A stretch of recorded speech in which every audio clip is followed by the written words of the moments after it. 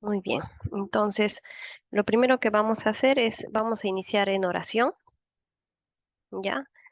Este, voy a hacerla yo pidiendo la guía de nuestro Señor para poder leer adecuadamente la Biblia y, mm, y no equivocarnos, ¿ya? Porque en nuestra carnalidad podemos equivocarnos y necesitamos siempre su guía para poder leer e interpretar. Entonces, Padre amado, bendito Señor, te damos gracias por este día, papito lindo, gracias porque podemos juntarnos, porque podemos estar contigo este tiempo hermoso en el que podemos entenderte, podemos estar cerca de ti. Te pedimos que abras nuestra mente, nuestro corazón, que podemos a través de tu palabra poder conocerte mejor, poder saber qué cosa es lo que tienes preparado para nosotros y qué cosas son las que nosotros debemos corregir. Padre amado, bendito, te pido que todas las personas que han ingresado hoy día y las que van a poder escuchar tu palabra, Señor, en esta mañana, eh, hagas, papá lindo, que su vida sea llena de tu espíritu, Señor, que ellos puedan conocerte a través de tus acciones en su vida y, y te pedimos esto en el nombre de tu Hijo amado, nuestro Señor y nuestro Salvador Jesucristo. Amén. Listo. Entonces, vamos a iniciar. La semana pasada nos quedamos en el capítulo, terminamos el capítulo 7 de Mateo y ahora vamos a hacer el capítulo 8. Yo creo que sí lo vamos a poder terminar hoy día. Vamos a ver cómo nos va. Y voy a leer el capítulo 8 de Mateo. Dice, entonces ha terminado hasta acá el Sermón del Monte, ¿no es cierto? Terminó el Sermón del Monte y después él está en el monte y desciende, ¿no? Y dice, y cuando descendió Jesús del monte, o sea, ya habiendo terminado el sermón, le seguía mucha gente. Y he aquí vino un leproso y se postró ante él, diciendo, Señor, si quieres, puedes limpiarme. Acá es interesante, la lepra es una enfermedad que está producida por una bacteria, ya el Mycobacterium leprae, se parece mucho a la bacteria que produce la tuberculosis, casi podríamos decir que son primos hermanos, ¿ya? Y es interesante que hasta el día de hoy existe la lepra, sí puede ser tratada, pero en ese tiempo donde, o sea, el tratamiento para lepra recién ha sido descubierto a principios del siglo pasado, ¿ya? Más o menos por el 1930, por ahí. Entonces, que se puede, o sea, que ha sido descubierto y se puede utilizar. Entonces, hasta antes de eso, imagínense, era una enfermedad primero incurable y segundo, que te alejaba de todos tus seres queridos, que te alejaba de todas las personas que estaban en tu comunidad, ¿no? Que prácticamente te hacían un paria, ¿no? Entonces, nosotros vamos a ver a través de este leproso, ¿no? Que se acerca a Jesús aquí, cómo es nuestra condición en relación al pecado, ¿ya? Y podemos hacer una analogía que, bueno, pues esta semana eh, se, se, se puede ver una analogía entre la enfermedad, que es la lepra, y el pecado, ¿no? El pecado que nosotros tenemos. Entonces, por ejemplo, ¿no? El pecado no existía en el Edén, ¿no? Nosotros teníamos cuerpos que no se enfermaban y por eso vivíamos, bueno, pues muchos años, ¿no?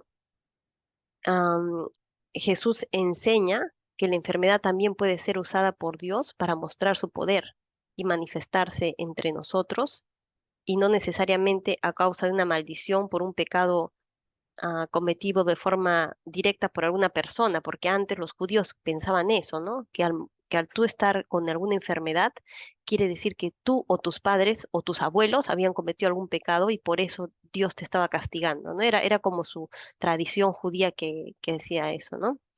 Y la enfermedad de la lepra existió después del pecado original.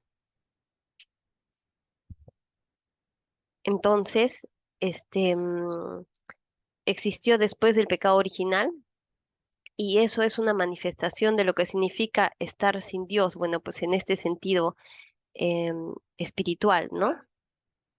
Este, chicas, ¿me esperan un momentito, por favor? Les voy a pedir que me esperen un momentito porque mi gordita tiene un problema. Sí, Entonces, Vanita, sigue. sí, espérenme 3 minutitos, por favor. Claro que sí, ¿Ya? Vanita. Espérenme un momentito.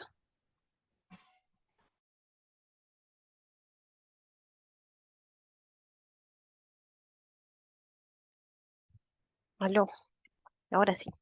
Ya, chicas, hubo un incidente con mi gordita, pero ya. Bueno, entonces estábamos hablando que este, la, en, en Mateo 8, ¿no? Dice, cuando descendió Jesús del monte, le seguía mucha gente, y aquí vino un leproso, y se postró ante él, diciendo, Señor, si quieres puedes limpiarme. Y entonces acá podemos hacer una analogía de la lepra, ¿no? Que es esta enfermedad crónica que no tiene cura en ese tiempo, y el pecado, ¿no? Viendo que, por ejemplo, el pecado no existía en el Edén, ¿no?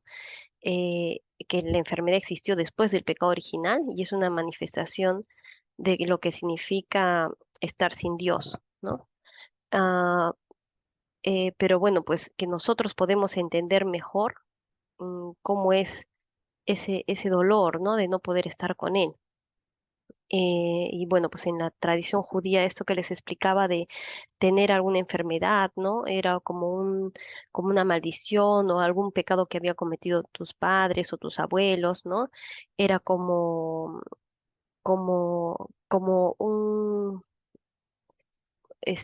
si Dios estuviera castigando por eso, ¿no? Y realmente em, la enfermedad puede ser una analogía muy, muy parecida con el pecado, porque a veces el pecado es así, ¿ya? El poder de Jesús sobre la enfermedad nos da a entender que Él tiene poder sobre el pecado también y que Él puede, y tiene la capacidad de hacer que seamos perdonados, bueno. Y ahora lo que quería, no sé, de repente mostrarles es cómo es la actitud de esta persona, ¿no? Dice, y he aquí vino un leproso y se postró ante él, ¿no? Este leproso em, tiene una actitud correcta, ¿no? Frente a Jesús, porque reconoció primero que necesitaba ayuda. Entonces, a veces cuando nosotros estamos pecando, no podemos ver el pecado abiertamente, sino que a veces necesitamos reconocer que estamos haciendo algo mal, y ese es el punto principal, ¿no? Dice, y se postró, ¿no? En señal de adoración y reverencia, o sea, él sabía que él era el Señor, ¿no? Y después dice, esto que a mí me parece que es hermoso, que dice, Señor, si quieres, puedes limpiarme, ¿no? Y ahí podemos, prácticamente ver lo que habíamos hecho antes de las bienaventuranzas, cuando él habla sobre cómo podemos obtener la salvación, ¿no? Y cuál es la actitud correcta, ¿no? De reconocer, de adoración, de reverencia, de mansedumbre en este caso, ¿no?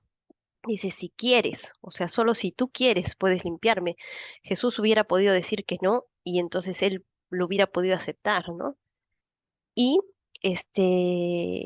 él, Jesús dice, extendió la mano y le tocó diciendo, quiero, sé limpio.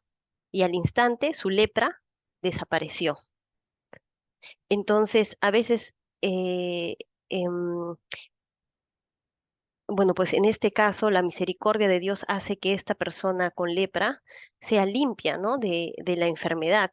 Igual con nuestros pecados, Jesús quiso él morir en la cruz. O sea, es su voluntad lo que hace que nosotros podamos ser salvos, ¿no? Y al instante su lepra desapareció. Y bueno, pues si quieren ser más acuiciosos en este sentido, en este pasaje, ¿no? Ustedes pueden ver en Levíticos 14, si lo quieren anotar, en Levítico 13 y Levítico 14, cómo es que los judíos trataban esta enfermedad, cómo es que el paciente iba hacia el sacerdote cuando alguien tenía alguna herida que se parecía a lepra, tenía que separarse del grupo, entonces iba hacia el sacerdote y el sacerdote tenía que decidir si esa persona iba a ser separada, ¿no? Porque podía contagiar a otras personas. Y, y bueno, pues hay una serie de indicaciones que son bastante exactas, ¿no? En el sentido médico, ¿no? En Levíticos 13, por ejemplo, cómo diagnosticar y qué hacer frente al leproso. Y en Levíticos 14, cuando el leproso es curado, ¿no? eh, Porque puede ser que la lepra también se cure. Y en ese sentido, sí, como les explicaba anteriormente, esta micobacteria se parece bastante a la tuberculosis, ¿no? Y la tuberculosis, hay pacientes, por ejemplo, que la han tenido y sin recibir tratamiento se cura, ¿no? Se cura automáticamente. Em, por el sistema de defensa, ¿no? Por la alimentación, puede ser que el paciente tenga su inmunidad bien y pueda curarse, ¿no? Igual, imagínense en ese tiempo donde no se comía bien, la mayoría de personas estaba desnutrida, entonces era muy frecuente que esta enfermedad no se pudiera curar. Pero si la persona se curaba, tenía que hacer una serie de pasos, ¿no? La parte de Levíticos es la ley que les dejó Moisés. Y por eso es que después Jesús le dice, entonces Jesús le dijo, mira, no lo digas a nadie, sino ve, muéstrate al sacerdote y presenta la ofrenda que ordenó Moisés para testimonio a ellos. ¿Ya? Entonces, en esta parte, uno, si es que no sabes esto de Levítico, ¿no? Tú podrías pensar, ¿y por qué le dice que se muestre al sacerdote, ¿no? ¿Por qué? ¿Cuál es la función ahí del sacerdote? ¿De qué ofrenda está hablando, ¿no? Entonces se refiere a esa ofrenda que ellos ceremonialmente daban cuando un paciente leproso era curado. Ya, si lo quieren anotar, es Levíticos 13, es cómo diagnosticar y qué hacer con el leproso, y Levítico 14 es cuando el leproso es curado, qué es lo que tiene que hacer, ¿no?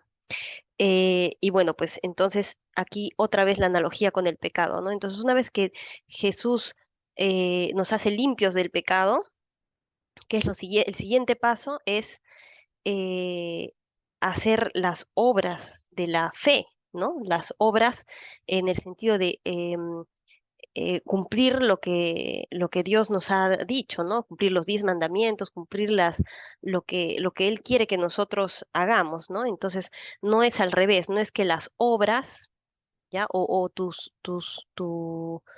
acciones te llevan a estar con Jesús, es al revés, es que Jesús limpia tu pecado y por eso es que nosotros, por agradecimiento, es que hacemos las cosas bien, ¿no? O las obras buenas. Entonces, otra cosa que me pareció interesante acá es que dice, no lo digas a nadie, sino ve, muéstrate al sacerdote, ¿no? A veces no es necesario decir nada, no importa en realidad tus palabras, lo importante es tu cambio visible ante las demás personas, ¿no? Y eso es lo que demuestra que, que tienes fe, que Jesús te ha salvado, ¿no? No tanto que tú lo digas, sino que lo demuestres en tus acciones. Y acá les voy a hacer em, esta analogía am, que me pareció muy bonita, de repente con un ejemplo, ¿ya? Podemos ver que a veces, por ejemplo, la enfermedad, en este caso la lepra, inicia con un periodo de incubación, se llama. Es cuando el paciente no tiene heridas externas que demuestren la enfermedad, solamente tienen eso tienen a la bacteria alojada, pero no hay algo manifestado, ¿no? Entonces, al igual que eso es así en la lepra, o sea, me pareció tan increíble la enfermedad que escogió Dios para poder hacer esta analogía, ¿no? Y limpiar a este leproso después de haber hecho el Sermón del Monte y explicar la salvación, después de que lo dijo con palabras y ahora nosotros lo podemos ver en una acción que es tan representativa de lo que él acaba de explicar, que me pareció algo maravilloso. Y dice, inicia, y bueno, pues, y el pecado, ¿no? A veces puede ser así como la lepra. Inicia con un periodo de incubación, ¿no? No necesariamente has hecho el acto, sino que está en tu corazón, ¿no? Y aún no se ha manifestado con acciones, ¿no? Por ejemplo, no sé, yo me imagino a alguien que ama el dinero, ¿no? Por ejemplo, y quiere tener poder, ¿no? Quiere tener amigos a través del dinero, quiere ser aceptado a través del dinero, quiere que al parecer no es nada malo, pero está ahí en su corazón, ¿no? Y puede verse así.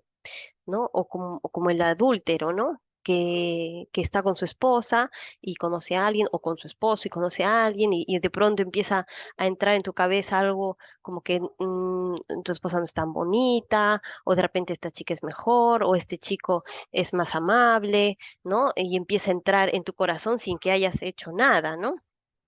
Luego la lepra, cuando se manifiesta, inicia con una herida pequeña, ¿no? Que en la piel, que va cambiando hasta que realmente llega a la carne y se sabe que es lepra por la profundidad de la herida. Y después igual, ¿no? En una analogía con el pecado, podemos ver que este pecado se manifiesta iniciando a veces con acciones muy pequeñitas, ¿no? Aparentemente son insignificantes, pero cuando pasa el tiempo, ya se va haciendo más grande, ¿no?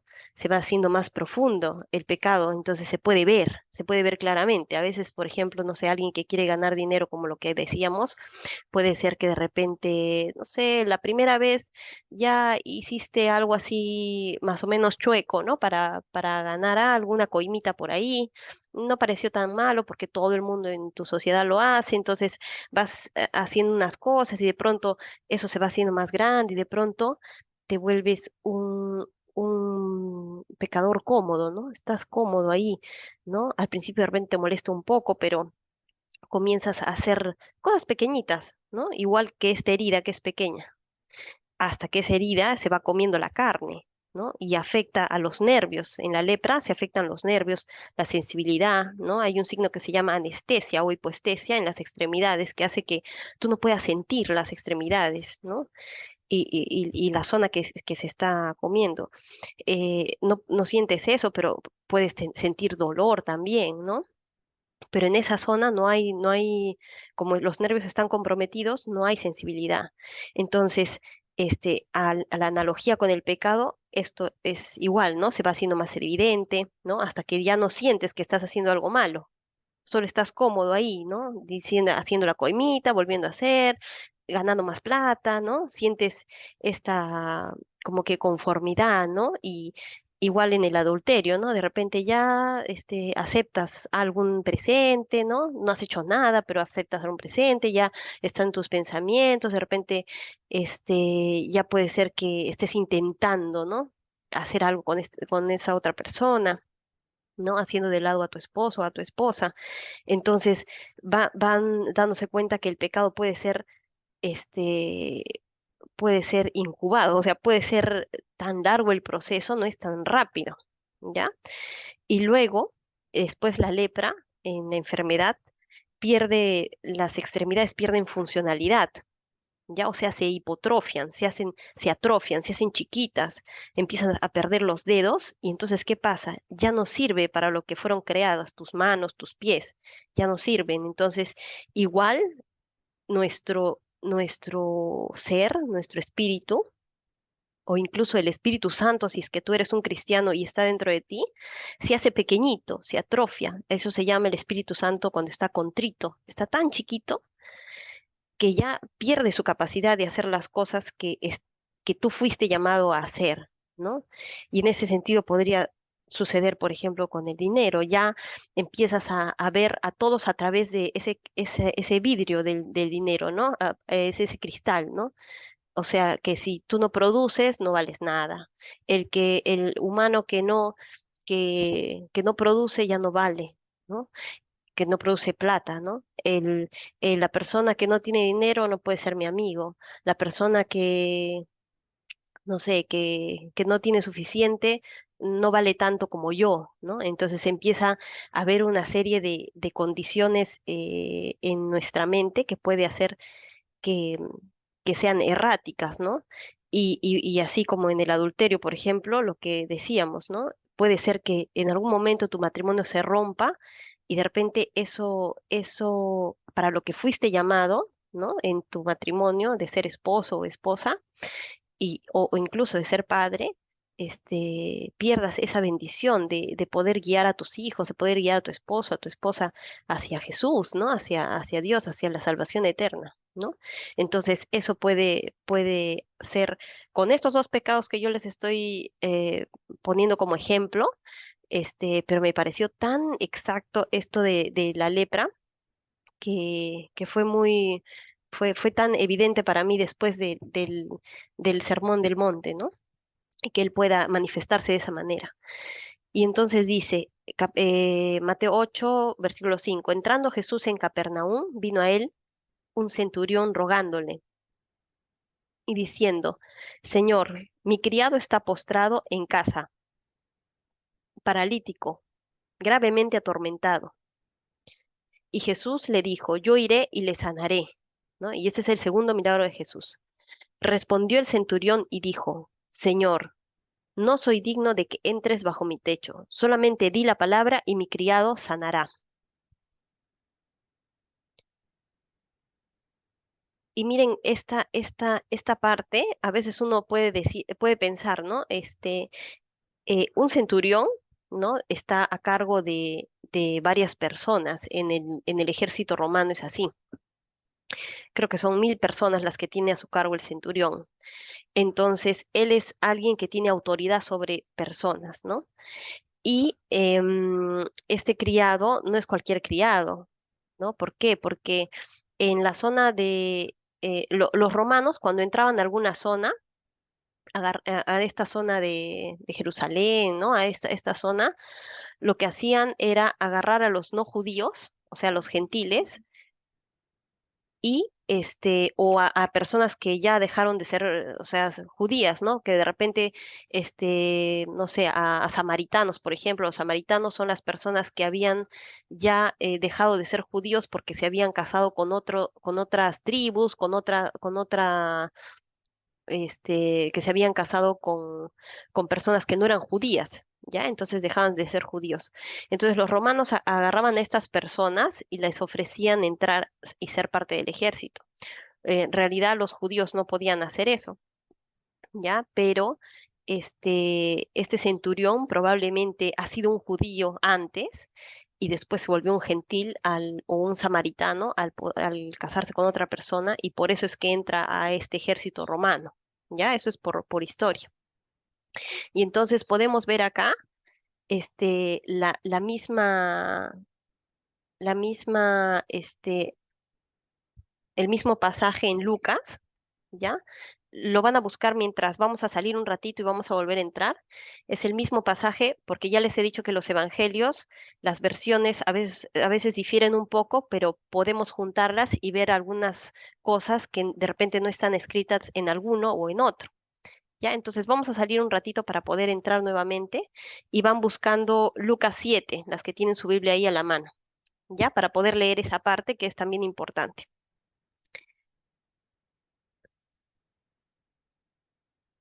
Vuelven a ingresar, por favor, ¿ya? Ya, entonces vemos Lucas 7, dice, después que hubo terminado todas sus palabras al pueblo que le oía, entró en Capernaum, y el siervo de un centurión a quien éste quería mucho estaba enfermo y a punto de morir. Cuando el centurión oyó hablar de Jesús, le envió unos ancianos de los judíos, rogándole que viniese y sanase a su siervo, y ellos vinieron a Jesús y le rogaron con solicitud, diciéndole, es digno de que le concedas esto, porque ama a nuestra nación y nos edificó una sinagoga. ¿Ya? Entonces, probablemente este centurión como les explicaba antes, era judío y él creía, ¿no? En Dios, e incluso les hizo una sinagoga a los judíos de esa zona, ¿no? A pesar de que él era gentil, ¿no? Porque ama a nuestra nación y nos edificó una sinagoga. Y Jesús fue con ellos, ¿no? Pero cuando ya no estaban lejos de la casa, el centurión envió a él unos amigos diciéndole, Señor, no te molestes, pues no soy digno de que entres bajo mi techo. Y ahí se pueden dar cuenta que él sabe que, por ejemplo, los judíos no podían entrar a la casa de los gentiles, o sea, de las personas que no eran judías, ellos no podían entrar a las casas porque pensaban que las casas estaban malditas. ¿Por qué? Porque pensaban que los bebés que a veces morían, ¿no? En los partos o los bebés abortados, ellos los enterraban dentro de su casa. Y para un judío tocar un cuerpo muerto es la peor inmundicia. O sea, no pueden hacer eso. En sus reglamentos está, ¿no? Entonces es algo que ellos no podían hacer. Y el centurión sabía eso, por eso no lo dejó acercarse a Jesús. ¿Ya? Entonces, acá vemos, em, respondió el centurión, ya estamos, Mateo capítulo 8 versículo 8. Respondió el centurión y dijo, Señor, no soy digno de que entres bajo mi techo, solamente di la palabra y mi criado sanará, ¿no? Entonces, ¿qué tal fe? Él sabe que o sea, no debe entrar, no lo hace transgredir, ¿no? A Jesús, porque sabía que era judío y no podía entrar, y le manda a avisar, a decir con unos amigos que por favor no se acerque más para que él no peque, pero que solamente con su palabra puede hacer que su siervo se cure. Y así lo hizo, ¿no? Porque también le dice, yo soy hombre bajo autoridad y tengo bajo mis órdenes soldados y digo a este, ve y va, y al otro, ven y viene, y a mi siervo, haz esto y lo hace. Entonces, él sabía de la autoridad de Jesús, ¿no? Porque él creía que realmente era el Mesías. Y si él puede tener autoridad, no solamente estando ahí, ¿no? Sino que como él era autoridad, como centurión, puede decirle a alguien, ve y haz ese trabajo, y lo hacía, ¿no? Y entonces él entiende lo que es la autoridad. Y porque también yo soy hombre bajo autoridad, le dice, ¿no? Y al oírlo Jesús se maravilló, ¿no? Se maravilló en su humanidad Jesús, ¿no? Dijo, wow, este centurión que ni aún es totalmente judío, ¿no? Porque probablemente es un gentil, porque está en el ejército romano y sabemos que es un gentil por eso. Y dijo a los que le seguían, de cierto os digo que ni aún en Israel he hallado tanta fe.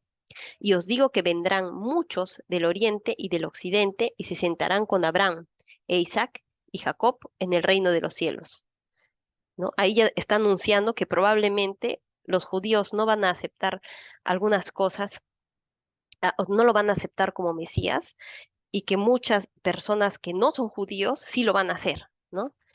Mas los hijos del reino serán echados a las tinieblas de afuera. Allí será el lloro y el crujir de dientes, ¿no? Eso es lo que está tratando de decir acá Jesús. Y dice, entonces Jesús dijo al centurión, ve y como creíste te sea hecho. Y su criado fue sanado en aquella misma hora. Luego vino Jesús a casa de Pedro y vio a la suegra de éste postrada en cama con fiebre. Ya sabemos que Pedro estaba casado y tenía una suegra, ¿no? Y tocó su mano y la fiebre la dejó. Y ella se levantó y le servía.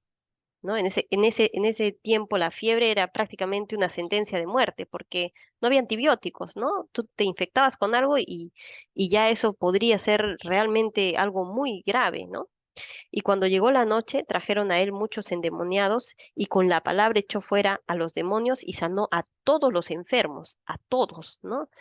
No es que a estos sí, a estos no, no, a todos, ¿no? Y así como él ha perdonado nuestros pecados a todos, así hayas cometido el peor pecado que te puedas imaginar, Jesús vino y nos ha salvado a todos de nuestros pecados a través de su sacrificio en la cruz. Entonces, se van a poder dar cuenta que Él ha hecho estos tres milagros en personas que para los judíos o para las personas que son muy venerables, ¿no? Son personas inmundas, ¿ya?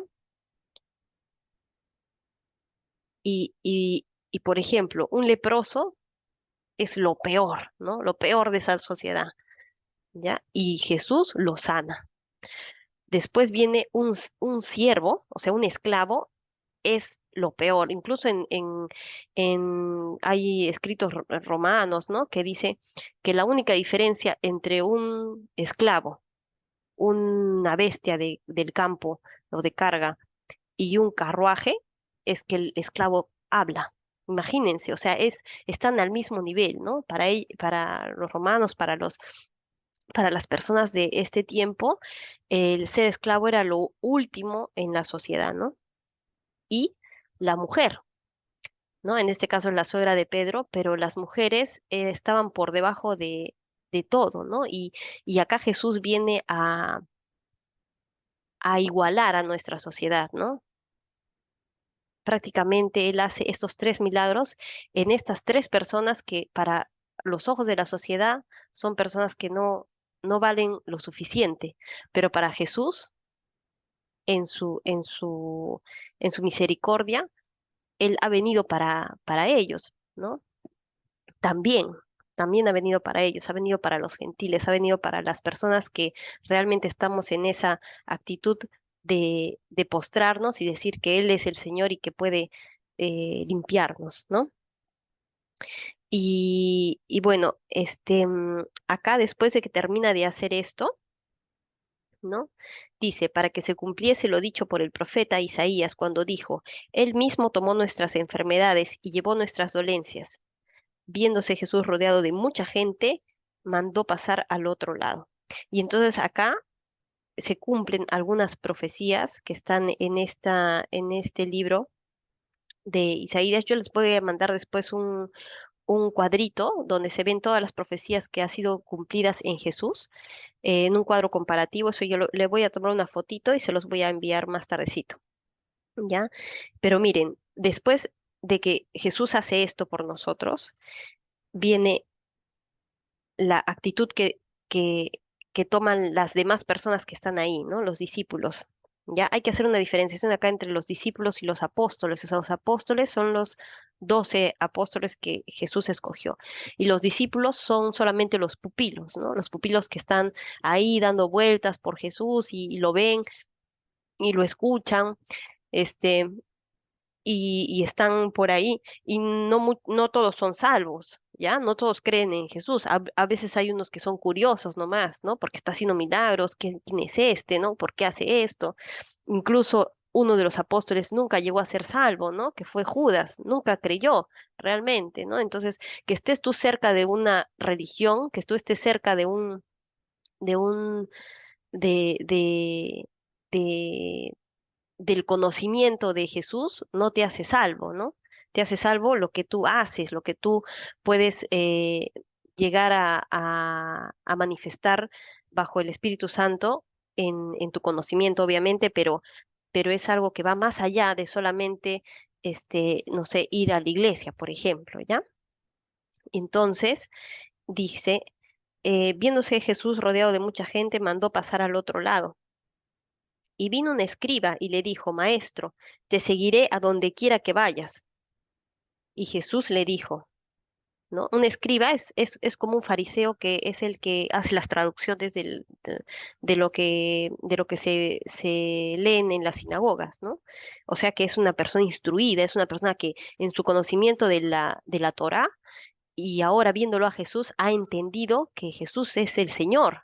Entiende con su cabeza, pero en su mente eh, y con su cabeza él dice, yo quiero seguirte, voy a seguirte a donde tú vayas. Y a veces nosotros somos así, ¿no? Lo entendemos y decimos, ya, sí, Jesús, yo quiero ir contigo. Y Jesús puede ver su corazón y le dice, las zorras tienen guaridas y las aves del cielo nidos, mas el Hijo del Hombre no tiene dónde recostar su cabeza. ¿Qué quiere decir? Por si acaso yo no tengo nada, por si acaso yo no tengo bienes. Entonces tú vas a dejar eso que tienes, tu comodidad de fariseo, tu comodidad de ser la persona a la que todo el mundo mira y ay, has agarrado la alcurnia de ese tiempo, ¿no? vas a dejar eso, ¿no? Le está proponiendo eso, ¿no? Entonces, este, y después de que él le responde eso, esta persona nunca más vuelve a aparecer en la Biblia. O sea, él se fue. No llegó a, a realmente seguirlo, ¿no? Dice, otro de sus discípulos le dijo, Señor, permíteme que vaya primero y entierre a mi padre. Jesús le dijo, sígueme, deja que los muertos entierren a sus muertos. Ya que es interesante saber que este padre, ¿no? No es que Jesús, ay, no quiere que vayas a enterrar a tu padre, no, que este padre estaba vivo todavía, ¿no? Es como un dicho popular. Esto que dice, Señor, permíteme que vaya primero y entierre a mi padre, es que esta persona quería su herencia, ¿no? Quería la herencia que le iba a dejar el papá, y si él no estaba en ese momento, entonces no podía dejarle la herencia. Y no quiere decir que va, lo entierra y al día siguiente viene, porque si no podría hacerlo, ¿no? Podría ir, enterrar a su padre y regresar a la mañana siguiente. Sino que él está pidiendo que primero cuide a su papá todo el tiempo que vaya a estar, cuántos años será y que después lo va a seguir, ¿no? Y entonces Jesús le dice, por eso, sígueme, deja que los muertos entierren a sus muertos, o sea, los muertos espirituales, los que están en su casa, obviamente, ¿no? Porque no conocen a Jesús. Entonces, deja que los muertos entierren a sus muertos.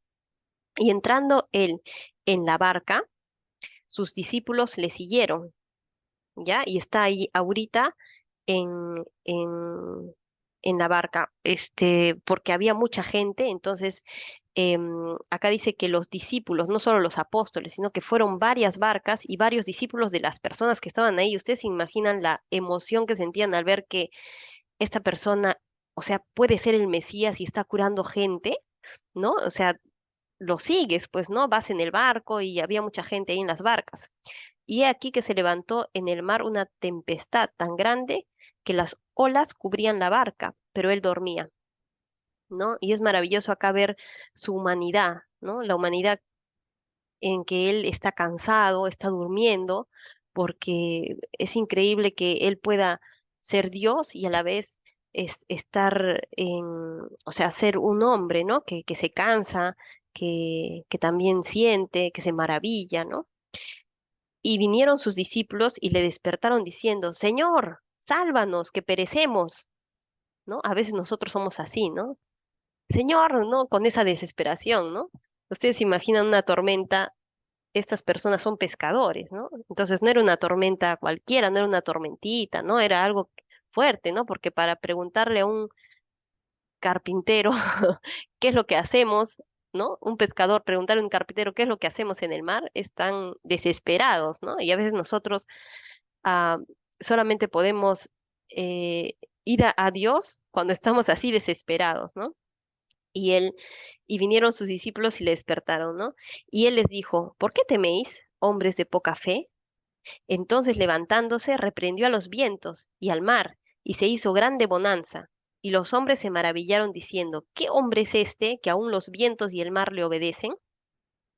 Y entonces ahí podemos ver su autoridad sobre la creación, ¿no? Sobre la naturaleza. Esa es una credencial que puede, que sabemos que Él es el Hijo de Dios, ¿no? Porque ellos sabían que eso era así, por las profecías que se cumplen, ¿ya?